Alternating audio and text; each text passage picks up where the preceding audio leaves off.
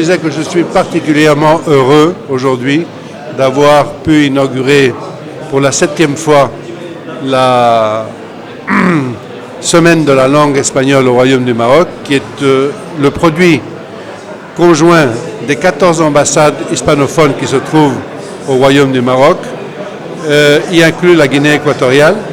Pourquoi faire? Cette semaine a un but très simple, c'est de faire comprendre aux citoyens et aux citoyennes marocaines qu'il ne s'agit pas seulement d'une langue du voisin, de l'Espagne, mais qu'il s'agit d'une langue qui ouvre un univers de possibilités, aussi bien du point de vue culturel que du point de vue éducatif, que du point de vue professionnel, que du point de vue cinématographique, que du point de vue sportif, que du point de vue dans tous les domaines, car c'est la langue officielle de plus de 22 pays du monde.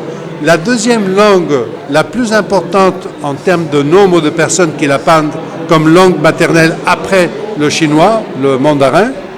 La deuxième langue la plus utilisée dans les réseaux sociaux du monde entier, que ce soit Facebook, LinkedIn, que ce soit Twitter, la deuxième langue la plus utilisée et la troisième en Internet. C'est aussi la deuxième langue la plus utilisée pour la publication d'ordre scientifique, après l'anglais. Donc c'est une langue qui ouvre un univers à tous les citoyens et citoyennes qui la connaissent. Et pour le Maroc, c'est la langue non seulement du voisin d'en haut, du nord, mais c'est aussi la langue des voisins d'en face, de l'autre côté de l'Atlantique. Je pense que ces raisons sont suffisantes pour essayer d'attirer toutes les années à travers cette semaine organisée avec les 14 ambassades des pays hispanophones au Maroc pour attirer l'attention des citoyens marocains et des citoyennes, de leurs enfants et de leur entourage, qu'apprendre la langue espagnole, ce n'est pas apprendre seulement la langue d'un voisin ou la langue pour aller au nord. C'est vraiment pour vous ouvrir un grand univers.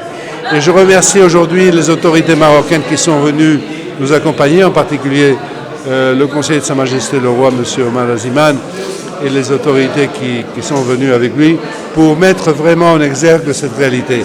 C'est pour ça aussi que je vous remercie, à vous, les moyens de communication, de diffuser cette réalité, de faire en sorte que les gens se rapprochent de l'espagnol comme une langue d'opportunité, une langue de possibilités.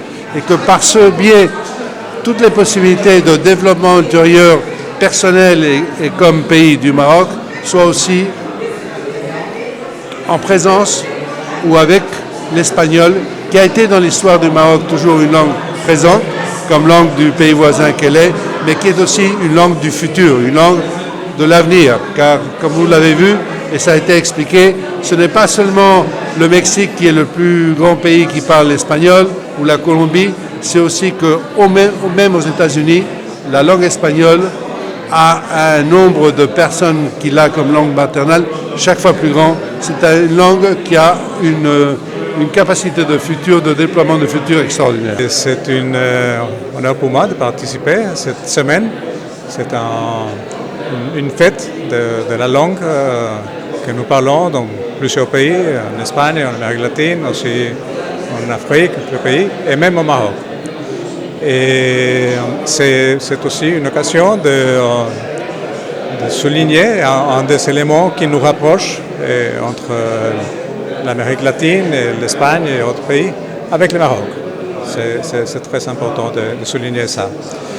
Et quant à l'ambassade, on va participer avec des contes de la Colombie dans l'école espagnole vendredi. La semaine de la langue espagnole au Maroc, qu'on fait par 7e fois, est avant tout la possibilité de montrer les capacités de la langue espagnole et l'intérêt de la langue espagnole pour les Marocains, pour les jeunes Marocains, mais en général pour tout le monde. Parce qu'aujourd'hui, la langue espagnole est la deuxième langue du monde. On la parle 600 millions de personnes dans tout le monde. C'est la deuxième langue dans les textes scientifiques, la deuxième langue dans les réseaux sociaux. C'est-à-dire que la potentialité de la langue espagnole est énorme. Donc, pour un pays, pour un peuple polyglotte comme le Maroc, assimiler, étudier, apprendre la langue espagnole ouvre beaucoup de portes.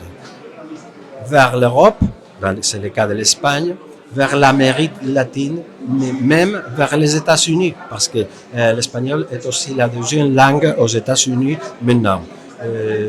Les projections sont que dans un délai de 40 ans, on parlerait espagnol aux États-Unis plus de 100 millions de personnes, c'est-à-dire 27% de la population. Donc l'espagnol aujourd'hui c'est un ascenseur social et c'est une langue de la modernité et ouvre beaucoup de portes, surtout pour les jeunes Marocains. D'accord, et quel rôle joue l'Institut Cervantes pour la promotion de cette langue? L'Institut Cervantes, c'est l'institution chargée de développer et de montrer l'importance de l'espagnol dans tout le monde. On est présent dans 90 villes de plus de 40 pays. Le Maroc, c'est le deuxième pays en numéro de centre de l'Institut Cervantes. Il y en a 6. Et voilà, l'Institut Cervantes est la maison toujours ouverte pour les hispanophones et les intéressés dans la langue et la culture espagnole.